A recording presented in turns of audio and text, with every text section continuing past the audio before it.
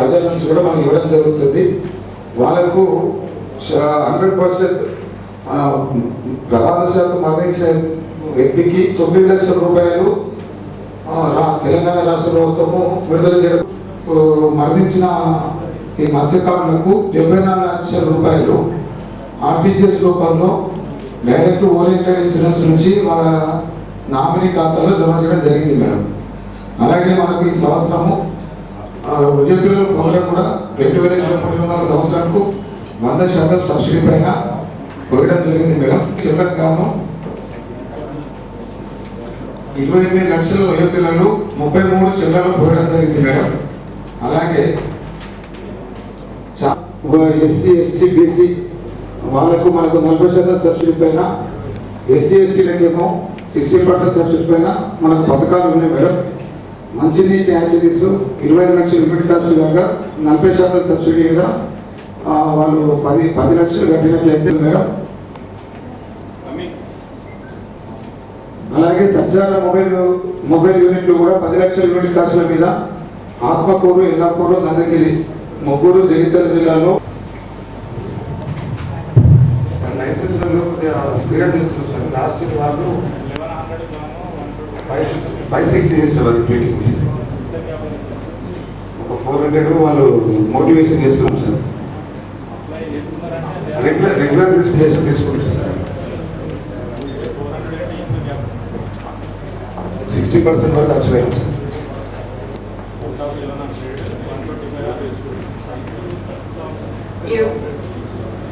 ఈరోజు సర్వసభ్య సమావేశానికి అధ్యక్షత వహిస్తున్న జడ్పీ చైర్మన్, మీడియా మిత్రులకి పేరు పేరున హృదయపూర్వక నమస్కారం తెలియజేసుకుంటున్నా సార్. ప్రతి జడ్పీ మీటింగ్లో మేము చెప్పడం చిన్న చేపలు వేసి చనిపోతున్నాయి. కొత్త సొసైటీ లేకపోయిన వాటికి కూడా మొన్నటిసారి కూడా చిన్నవి పంపించాం సార్. ఎందుకంటే పెద్ద ఉంటేనే వాళ్ళకి ఉపాధి దొరికి వాళ్ళు అమ్ముకొని కొంచెం వాళ్ళకి ఉపాధి దొరుకుతుంది. కానీ నెక్స్ట్ టైం అయినా కనీసం వేసాలని ఆశిస్తున్నాం.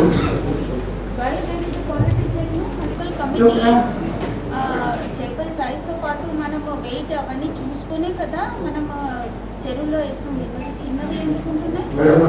180 చెరువులు మేడం, 100 ఎకరాలు 500 చెరువులు మేడం. రమ్మలను ఒక డీసీ వాళ్ళు 80 to 100 గ్రామ్స్ సైజు గారి చాపకలు వేస్తారు. ఈ మిగతా 511 చెరువులు మేడం ఈ 100 ఎకరాలకు లోపడిన చెరువులు మేడం. ఇవి 3 నెలలు 6 నెలల లోపల ఈ లాంగ్ సీజనల్ చెరువులు మేడం. అవి పెరినియల్ చెరువులేమో 80 to 100 గ్రామ్స్ వేస్తాం మేడం. ఈ long seasonal tanks madam 35 to 45 seed వేస్తాం మేడం.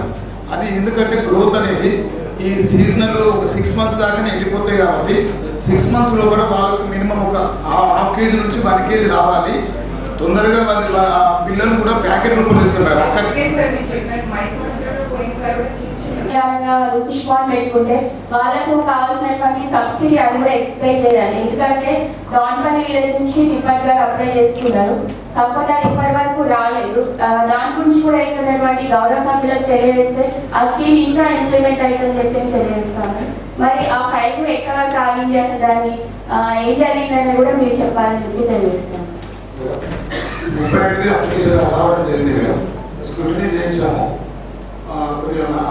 ఏసీఎంపీ గారు స్టూడెంట్ చేసినట్టు మేడం. తర్వాత కలెక్టర్ గారితో అప్రూవల్ తీసుకొని స్టేట్ లెవెల్లో కమిటీకి పంపడం జరుగుతుంది మేడం. అలాగే మనకు వెహికల్స్ కూడా 3 wheelers 4 wheelers 60% సబ్సిడీ కూడా ఉన్నాయి మేడం. ఎస్సీ ఎస్టీ వాళ్ళకి 60%, బీసీ వాళ్ళకేమో 40% ఉన్నాయి మేడం. అవి కూడా మనకు ఒక 40 అప్లికేషన్ రావడం జరిగింది మేడం. స్టూడెంట్ చేయించాం మేడం. స్టూడెంట్ జరుగుతుంది. స్టూడెంట్ మన సార్తో స్టూడెంట్ జరుగుతుంది మేడం. కలెక్టర్ గారు అప్రూవల్ తీసుకొని అది పంపడం జరుగుతుంది మేడం. ఒక 1 weekలో అది ఇనిషియేట్ చేస్తాను.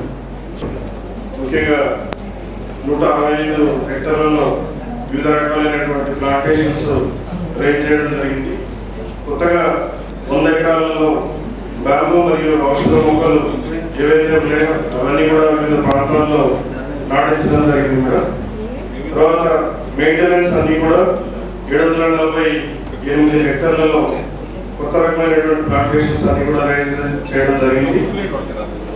తర్వాత ఈ సంవత్సరం 2024 హరితహారంలో భాగంగా మనకి 46 లక్షల టార్గెట్ ఉండగా మన దగ్గర ప్రస్తుతం ఉన్నటువంటి మొక్కల సంఖ్య 47,594,100 మనకి పట్టణంలో చెప్తున్నారు. ఎందుకు పర్మిషన్ లేదంటే ఫారెస్ట్ పర్మిషన్ ఇవ్వలేదు అంటారు. సార్ ఒకవేళ అది ROFR పట్టాలు ఇచ్చిన భూమి అయితే సార్ పర్మిషన్ అవుతుంది. ఒకవేళ లేకుండా కొన్ని అసైన్డ్ పట్టాలు ఉన్న భూములు ఉన్నాయి సార్, వాటికి రికార్డు సరిగా లేదనుకోండి సార్, పర్మిషన్ ఇవ్వడం అనేది వీలు కాదు కాబట్టి ఆపుకుంటారు. కొన్ని ఎప్పుడేం పట్టణంలో ఉన్నాయి సార్ కొన్ని అటువంటి. ఇది ఇటువైపు మన మెట్పల్లి మండలం కేసీఆర్ చూసుకోండి అడ్రస్. మనవరు మనబడి సంబంధించి ప్రగతిలో వాటి పనులలో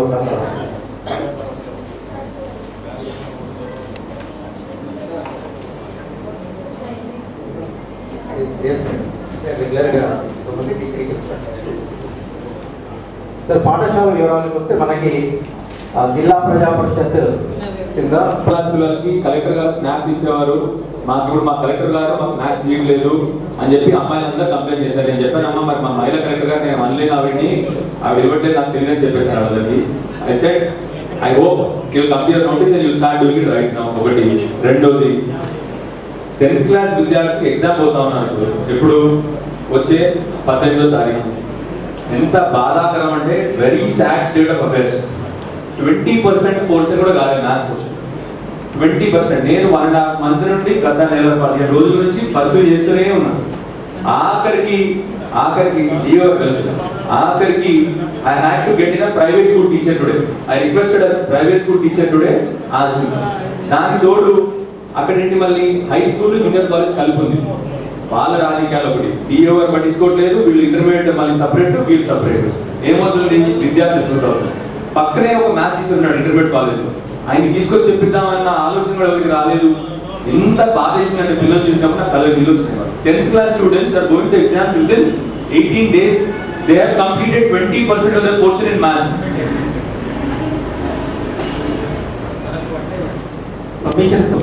అసలు why are the unions going to the school? నాకు అర్థం అవుతుంది. అసలు బాధాకరం. పోయి ఆ కాలేజ్ వాళ్ళు బెదిరించడమంట, వాళ్ళు మేము హోమ్ సార్ అని వీళ్ళు అంటారు. అసలు ఏంటి అసలు హూజ్ యువర్ ఎండ్? ఎవరి కోసం మనం చేస్తా ఉంది అంతా? ఏదో పెద్ద ప్రోగ్రామ్ చదివారు. ఇప్పుడు ఎందుకు ఈ ప్రోగ్రామ్స్ మనం వెళ్ళాం? ఇవన్నీ కూడా తూతు మంత్రం చదవని కాదు. What are we implementing on the ground లో ఏం చేస్తున్నాము, పిల్లలకి ఏమొస్తుంది? 20% మ్యాథ్ పోర్షన్ అవుతా అండి 15 రోజులు ఎగ్జామ్ పెట్టుకుని. Are you not feeling bad? మీ పిల్లడు అక్కడ ఆ స్కూల్లో ఉన్నట్టే మీరు ఇదే చేసారా? This is a simple and straightforward question to you. Imagine your son going to the same school, 10th class, who's writing a board exam, 20% portion అవుతా. చాలా బాధగా వచ్చాను వాళ్ళని, చాలా బాధగా వచ్చాను వాళ్ళని చెప్తున్నాను మీకు. I have been following up with you. It is not something I am not following up with you also. It is really a disgrace to all of us. ఇక్కడ కూర్చున్న నాయకులకు క్షేమం, మనకి ఆఫీసులకు కూడా క్షేమం. ఎందుకంటే ఎవరు కూడా ఏం చేయలేకపోతున్న పరిస్థితి.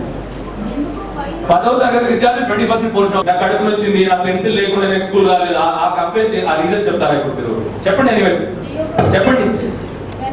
Last time also 8 months back teachers adjustments చేయడం జరిగింది. And maths is one of the toughest subjects where there is a possibility of failure కూడా ఎక్కువ మనకి ఉండే స్టాండర్డ్స్కి చూసుకుంటే. అలాంటప్పుడు గౌరవ ఎమ్మెల్యే గారు మీ దృష్టికి తీసుకొచ్చిన తర్వాత మీరు ఎందుకు పెట్టలేదు అక్కడ? మేడం మనకి అంటే అడ్జస్ట్మెంట్ చేసుకున్నాం మేడం. అడ్జస్ట్మెంట్ కానివ్వండి, షిఫ్ట్ సిస్టమ్ కానివ్వండి, but syllabus completion is the minimum responsibility కదండి. డోంట్ టెల్ మీ దట్ టీచరే లేదు. ఎవరో ఒక టీచర్ని రిక్వెస్ట్ చేసుకున్నా 3 days అక్కడో 3 days ఇక్కడో మనం అడ్జస్ట్ చేయలేమా? అడ్జస్ట్మెంట్ దగ్గర ఇక్కడ మాక్సిమం నేను మాక్సిమం చేశాను మేడం. మాక్సిమం కాదండి. ఇప్పుడు 10th క్లాస్ పిల్లలు ఒక్క నిమిషం వినండి. ఇప్పుడు 10th క్లాస్ పిల్లల ఎగ్జామ్స్ కి ఇంత చదివిస్తేనే మ్యాథ్స్ అనేది కట్టలేదు. అలాంటప్పుడు 20% సిలబస్ యాజ్ ఆనరబుల్ ఎమ్మెల్యే గారు చెప్పినట్టు మరి పాస్ అవుతారా వాళ్ళు? మీరు అన్నారు మేడం రివ్యూ చేశారు, అన్ని చేశారు. మరి ఇలాంటి స్కూల్ మరి ఫెయిల్యూర్ పర్సెంటేజ్ ఉంటుందా లేదా? నేను మొన్న రివ్యూ చేసేటప్పుడు కూడా మీకు అన్నాను ఏమైనా ప్రాబ్లమ్స్ ఉంటే చెప్పండి అని. ప్రతి స్కూల్ నుంచి నేను అడిగాను. అలాంటివి చెప్పలేదు కదా మరి మీరు?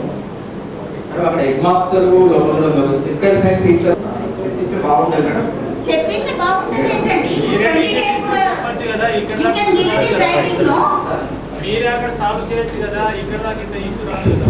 కాదండి డిఓ గారు, అలాంటి విషయంలో మీరు ఫైల్ మాకు ఇలా టీచర్ ఉన్నారు మేడం ఇక్కడ తక్కువ అవుతున్నారు, ఇది seriously effect the future of the child అని పెట్టేస్తే మేమైనా రైటింగ్ లో ఇస్తాం కదా ప్రొసీడింగ్, మీకు ఇబ్బందిగా ఉంటే.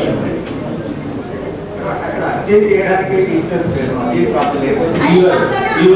చిన్న ప్లీజ్ దిస్ షోస్ అండి చేసి మళ్ళీ వాళ్ళకి పడదు, ఎందుకంటే ఇక నాకు తెలియదు మీ పాలిటిక్స్ అంటే నాకు అనవసరం. I don't want to get into the stupid politics also, not my subject. పక్కనే జూనియర్ కాలేజ్ లో there is a math teacher, ఆయనని ఇక్కడ తీసుకోవడానికి 4 అడుగులు వేస్తే మీ క్లాస్ రూమ్, ఆయన కూడా రిక్వెస్ట్ చేయలేదంటే ఇది shows your interest, area of interest ఏంటో సరిపడుతుంది. ఆ పక్కనే ఉన్న మ్యాథ్ టీచర్ అడగడం ప్రాబ్లం ఏంటి సార్, నాకు అర్థం అవ్వదు. ఇంటర్మీడియట్ వేరే వింగ్ సార్, అదే చెప్తున్నా కదండి, ఇది ఏం చేయాలి మనము, ఏమవుతుంది ఇంటర్మీడియట్ టీచర్ వస్తే వింగ్ అవుతే ఏముంది, కలెక్టర్ గారు వేరే వింగ్, సిఇఓ గారు వేరే వింగ్ అని చెప్పి అందరూ వెళ్ళిపోదాం. మరి ఇప్పుడు క్లాస్ విద్యార్థులకి మీరు చదువు చెప్పకుండా ఆ పక్కన వేరే వింగ్, ఇది వేరే వింగ్, అంతా గవర్నమెంట్ కదండి. We are all working for same government, ఇది సేమ్ ట్యాక్స్ పేర్ కదా, మీకు ఒక ట్యాక్స్ వేరే కట్టట్లేదు, మీకు వేరే వాళ్ళకి వేరే ట్యాక్స్ కట్టట్లేదు కదా. అదే ఆన్సర్ అండి, 20% పోర్షన్ అవుతా.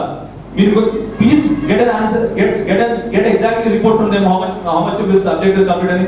20% result, how is he going to go for an exam now? Exam ఎట్లా బాగా చెప్పండి 20 మంది పిల్లలు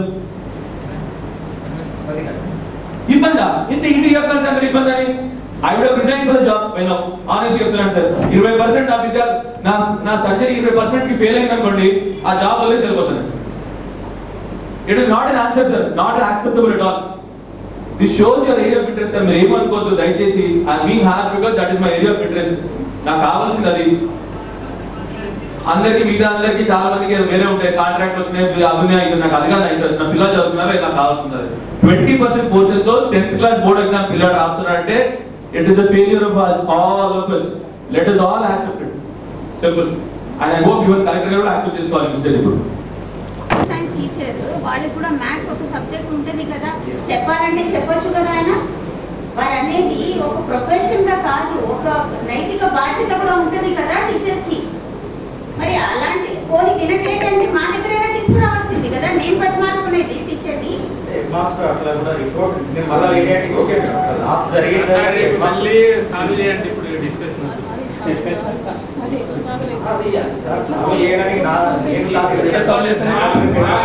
లేకపోతే వాళ్ళకి ప్రైవేట్ స్కూళ్ళలో పోవటానికి ఒక ఆస్కారం ఇస్తుందా గవర్నమెంట్?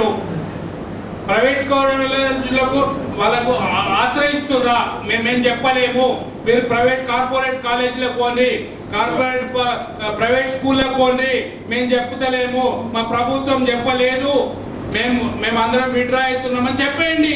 వాళ్ళు పాపం పిల్లగాళ్ళ జీవితాలతో ఎందుకు ఆడుకుంటారు, తల్లిదండ్రులతో ఎందుకు ఆడుకుంటారు? ప్రైవేట్ స్కూళ్ళకు మీరు దారదత్తమైనరా? అందుకోసమే ఇక్కడ ఫెయిల్యూర్ అయితే అక్కడ ప్రైవేట్ స్కూళ్ళలో మంచి ఫీజులు తీసుకొని మేము మంచి నాణ్యత ఇస్తున్నాం, మేము మంచి పని చేస్తున్నాం, మంచి కార్యక్రమాలు చేస్తున్నాం, మేము స్కూల్ డ్రెస్లు ఇస్తున్నాం, మేము వ్యాన్లో తీసుకుపోతున్నాం అంటే వాళ్ళకు అడ్వర్టైజ్మెంట్తో చేసుకుంటారు. దానికోసం మనది ఒక అడ్వర్టైజ్మెంట్ కోసం ఇలా చేస్తుండ్రా ప్రభుత్వ పాఠశాలలను? సార్ సబ్మిషన్ ఒక టీచర్ ఎక్కడి నుంచో వెళ్ళి అక్కడ పంపించారంటే మనం అనుకున్నంత ఈజీగా మనం వెళ్ళలేకపోతున్నాం. ఇప్పుడు మనకు ట్రాన్స్ఫర్ అయినాయి మేడం, మనకు వాళ్ళని రిలీవ్ చేయకుండా ఒక దగ్గర నుంచి ఇంకొకరికి వెళ్ళడానికి 20% బిడ్డలు అయితే ఎగ్జామ్ రాస్తే మీకు ఓకేనా? ఒక్కసారి హ్యూమన్ బీయింగ్ తోటి ఆలోచించండి మేడం, దానికి నేను సపోర్ట్ చేయలేదు.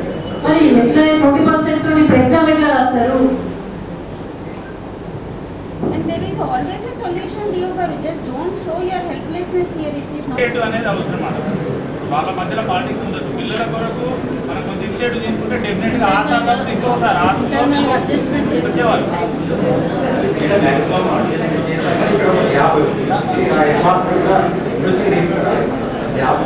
ఎందుకు దృష్టికి తీసుకురాలేదు? ఒక్క నిమిషం. వాలంటరీగా లేకపోతే ఇంటర్నల్ అడ్జస్ట్మెంట్ డిఓ పదవి ఉంటారు, ఇంటర్మీడియట్ నా పదవి కావాలంటే మేడం వల్ల మాట్లాడి అక్కడ ఉన్న పిల్లలకు అడ్జస్ట్ చేసేవాళ్ళు కదా. Very shame. ఒక సంవత్సరం పోతుంది, వాళ్ళ జీవితమే అంధకారం అవుతుంది. బాధాకరం. సభలు ఉన్న వాళ్ళందరూ కూడా పిల్లలకి ఈ విధంగా జరగాలని మేము బాధాకరంగా వ్యక్తం చేస్తున్నాం. అందరం కూడా జిల్లా ప్రజా పరిషత్ పక్షాన గవర్నమెంట్ పాఠశాలల్లో ఒక పిల్లలకు 20% సిలబస్ జరిగి వాళ్ళు మళ్ళీ ఫెయిల్యూర్ అయితే ఆ యొక్క పిల్లల తరఫున వాళ్ళ పూర్తిగా అన్యాయం చేసిన వాళ్ళం అవుతాం. కాబట్టి దీన్ని పూర్తిగా కూడా మేము వ్యతిరేకిస్తున్నాం. తక్షణమే ఆ చర్యలు తీసుకోవాలి. మరి వాళ్ళని పాస్ చేసే అవకాశం ఉండదు కదా, ఎగ్జామ్ రాసేది వాళ్ళే కదా.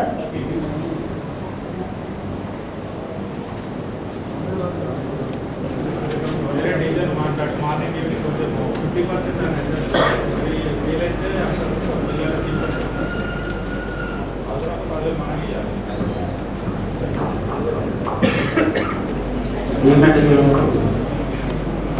Ayushman Bharat digitalization program workshop Vizag కూడా అటెండ్ అవ్వాలి.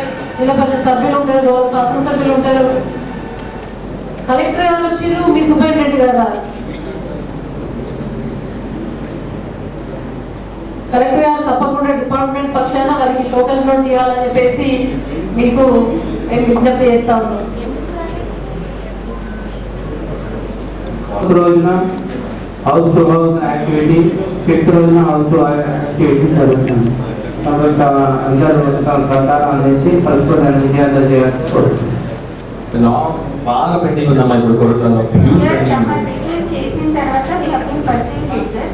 యాక్చువల్గా బెడ్స్ ఉన్నట్టు మనకి ఉన్నాయి, ఈ బెడ్సే కదా సార్, 5 ఉన్నాయి. బట్ అడిషనల్గా మీరు 3 అడుగుతున్నారు.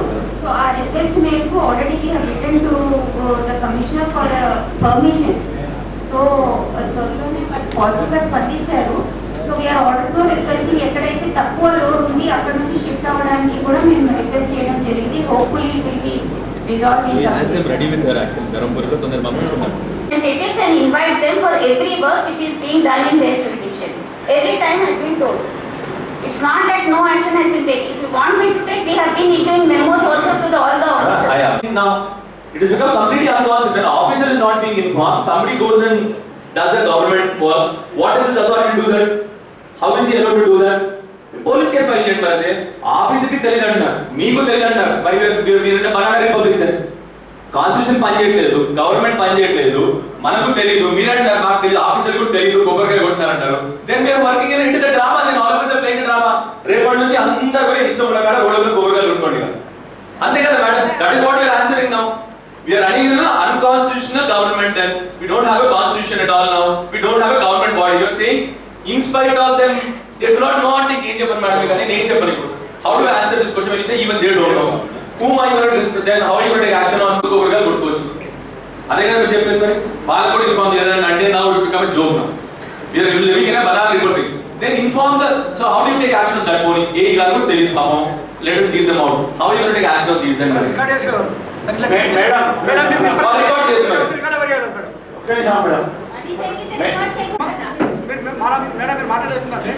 వాళ్ళకి తెలియకుండా వాళ్ళకి ఇన్ఫర్మేషన్ కొబ్బరికాయ కొట్టుకున్నాడు, వర్క్ చేసినట్టు. ఒక ఏఈ గారు లేకుండా వర్క్ చేస్తే అక్కడ వర్క్ చేయొచ్చు, దాన్ని రికార్డ్ చేయొచ్చు madam. He's a senior gentleman. He's been a politician forever. ఆయన ఎంపీపీ గారు, ఆయన తెలియకుండా ఊర్లో వర్క్ చేస్తే అడగొద్దా మిమ్మల్ని? నేను అడగొద్దని చెప్పారు, మీరు టేక్ యాక్షన్ అని చెప్తున్నారు. కానీ ఒకటే పాయింట్ ని ఎంపీ ఎలా రికార్డ్ చేశారంటే technically speaking and work is done definite గా ఏఈ గారు. How does he start work without the AE's notice? Sir start చేస్తారని చెప్తాను మీరు. సార్ శాంక్షన్ అయిన వర్క్ కి అక్కడ ఉండే ఎగ్జిక్యూటివ్ ఏజెన్సీ రెడీ అయితే చేయాల్సింది కదా. How can we stop? MP record కూడా చెప్పారు కదా, ఎంపీ ఎందుకు రికార్డ్ చేస్తున్నారని. ఎంపీ రికార్డ్ చేయకుండా ల్యాబ్స్ ఎలా చేస్తాం సార్? వర్క్ జరిగింది. This is becoming just an argument which we are going nowhere now. And you are trying to justify the mistakes which is in the department. Justifying sir, I told you have given me writing. ప్రతి ఒక్కరు ప్రజాప్రతినిధి వాళ్ళకు అది కాదు నాకు కావాల్సింది. ఎన్నుకోబడ్డ ప్రజాప్రతినిధులకి, ప్రజల నుంచి ఎన్నుకోబడ్డ వాళ్ళకి ఇంపార్టెన్స్ లేనప్పుడు then you are the one who is solely responsible for this కదా. Go doing it. Go doing it is unconstitutional. Without his knowledge of doing it is unconstitutional. Without the knowledge of you, I'm talking about that. Representatives కి inform చేసే work చేయమని చాలా ఖచ్చితంగా చెప్పడం జరిగింది. But 1 or 2 lapses that you have mentioned are definitely taken on record and we will issue the memos to the concerned officers and ensure action against them. But not recording the word, it may not be a... You record the not. ఇంకోసారి repeat గా చూడండి. ఒక గౌరవ కాన్స్టిట్యూన్సీలో ఇదే repeat అవుతుంది. ఒక public ఎన్నుకోబడ్డ ప్రజాప్రతినిధిగా MLA గారు, అదేవిధంగా ఎంపీపీ, జెడ్పీటీసీలు, గౌరవ ఎంపీటీసీలు, మొన్ననే పదవి విరమణ పొందినటువంటి సర్పంచ్లు కూడా ఉండేవారు.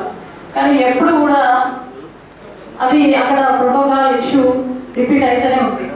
ఒక బాధ్యతగా గవర్నమెంట్ ఏది వచ్చినా ఏది మారినా కూడా ఆఫీసర్లు ఉన్నతంగా ప్రవర్తించి తప్పకుండా ప్రోటోకాల్ అనేది పాటించడం మీ యొక్క బాధ్యత.